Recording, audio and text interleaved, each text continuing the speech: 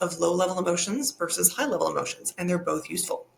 We'll talk about broaden and build theory that we briefly touched on earlier, and then we're going to move into how meditation, gratitude practices, and brain matter are all related and how those two things shift brain matter. Then we're going to talk about the concept of inducing emotions, how to do it, and how this affects athletic performance. Last, we're going to touch on gratitude and the expansion of our personal capacity, our comfort zone, our discomfort zone, our curiosity zones, our excitement zones, and how it shrinks our fear zone, which is something that we talked about in Daily Wins. So let's dive in. The emotional scale is not set in stone. This is a general guideline showing you how emotions can go up on a very high-end level, like joy, appreciation, passion, and down on a very low-end level, fear, grief, despair, powerlessness, and everything in between. And they're really just, the middle is about neutrality or boredom, for example, and on either end, it increases in intensity.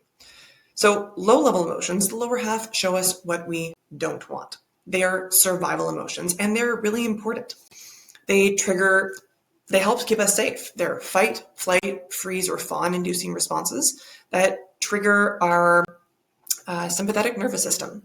And they trigger also cortisol, adrenaline, all kinds of hormonal responses, nervous system responses that change the way we move, change the way we think, and change the way we view reality.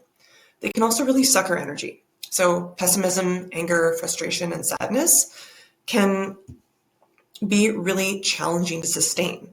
It can be energetically draining. On the other end of the continuum, we have high-level emotions, also known as thriving emotions. And these are the emotions that tell us what we do want, including sentences that don't have typos. And they can trigger dopamine, serotonin, oxytocin. They're also known as parasympathetic side of our nervous system for our rest and digest on the very far end. But they also let us know that we're safe. They allow us to be more open, and they also allow us to have more creative responses and more typos. But they gift us energy. And this energy can be through joy, enthusiasm, passion, gratitude, contentment. And the thing that we really want to take away from this, not necessarily where things are or how they're moved around, is that emotions are on a scale.